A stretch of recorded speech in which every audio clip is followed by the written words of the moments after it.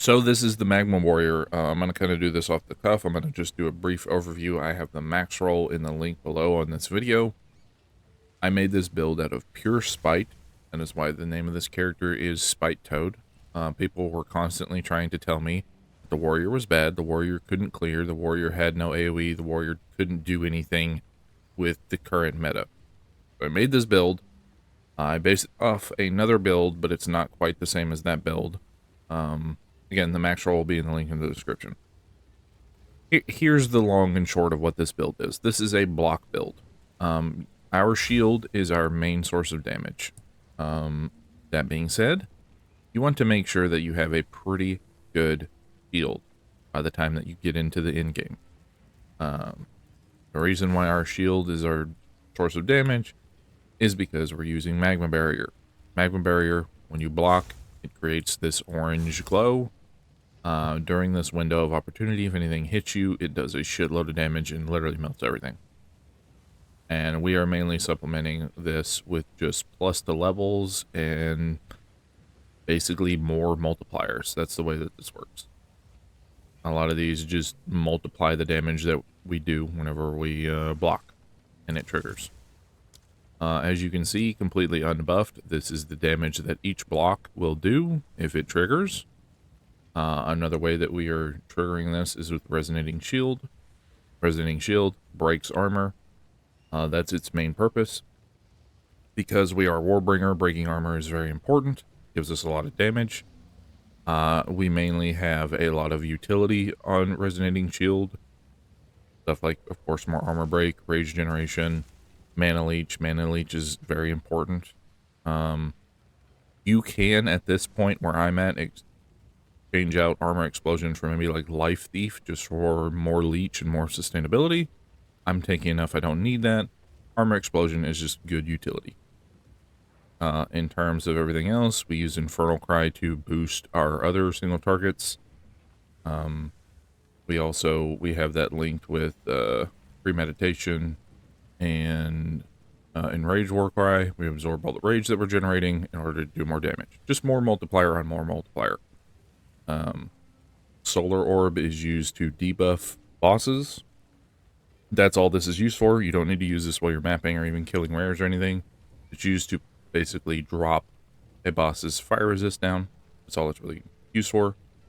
Our other single target is Shield Wall and Shield Charge.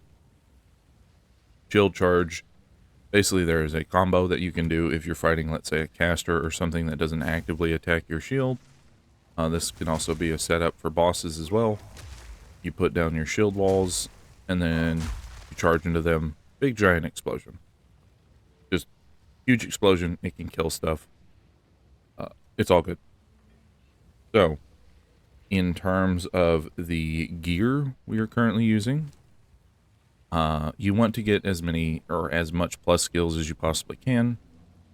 This is the mace. The damage on the mace does not matter. The main thing you want on the mace is plus 2 level of all skills and elemental damage with attacks. That's it. This mace could be better because I could have a plus 7 and a little more attack speed, maybe for more utility. We also have plus 2 on our gloves, and we have plus 3 on our amulet. That gives us a pretty good amount of plus skills, which makes the Magma Barrier do a ton of damage. Everything else is just resistances and as much armor as you can possibly get. We are using Trample Toe. There is a version of this build that doesn't use these and uses Herald of Ash. If you want to move around a little quicker, this build is kind of flexible that way. Trample Toe basically adds as its own Herald without you needing a Herald. It just does like a Herald of Ash explosion without you needing to reserve Spirit. And then, of course, our shield. The most important thing about the shield is you want it to have as much armor as you possibly can. If you can get some resistance on it, then hey, that's just a bonus as well. This cost me like 2 divines, and at the time of looking on PoE Trade, the best shield other than this was like 1400 defense, and that thing was like 17 divines. That was the last time I looked. This warrior can kind of do everything. Like I said, I made this warrior out of spite to prove a point, and I proved my point. If we look at the passive tree, we are a warbringer. In terms of where we want to go, you want to take these 4 nodes first, then you want to take this one to get your block chance. Having max block is incredibly important in this build. And then lastly, you want to take Jade, encased in Jade, just for that I'm not going to die button, basically.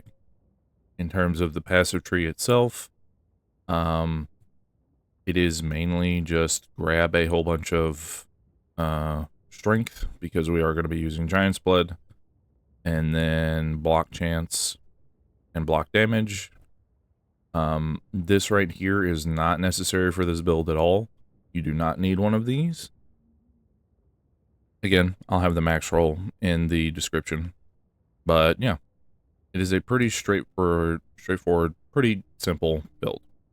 A lot of armor break, a lot of defense, a lot of block, just in general. It's pretty solid. In terms of jewels, mainly something around this.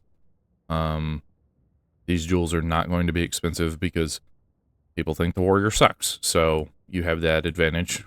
We do have this as our anointment on our amulet. I went through POB and I tried to mess around to see what would give us the most damage. Burning Strikes just gives us the most damage overall, like point blank. It makes our Magma Barrier do way more damage. In terms of playstyle, the negative of this build, and the biggest negative that it comes with, is that if you're using Trample Toe, this movement speed is slow. This is not a fast build. Again, there is a variant of this that uses just regular movement speed boots in Herald of Ash. If you want to go that route, feel free. This build is not quick. We are not going to be speeding through. We are going at a regular pace. And if anything comes near you, you either raise your shield or you do Resonating Shield. Resonating Shield counts as you raising your shield. Oh, excuse me. It counts as raising your shield. So, if you're just walking around doing this, and something hits you, you're not only breaking their armor, but they're also getting hit with a Magma Barrier at the same time. Very good. Let's see, what else? Defenses. So, currently, I have 14k armor unbuffed. This is not with scavenge plating or anything else up. We have max all res, including max chaos res. You want to make sure as a melee character that you cap your chaos resistance, especially as a warrior, considering how up and close everything is going to be. One of the things that kills warrior and why people think warrior is so weak is they think that like armor is important against chaos damage. It's not. You need to get chaos res. You need to cap it. 1000%. Yeah. Other than that, like, this build is really good. I will probably make a secondary video doing a bunch of hard content to kind of show you what's going on. But yeah, this is just a general overview. Like I said, the POB is in the description below.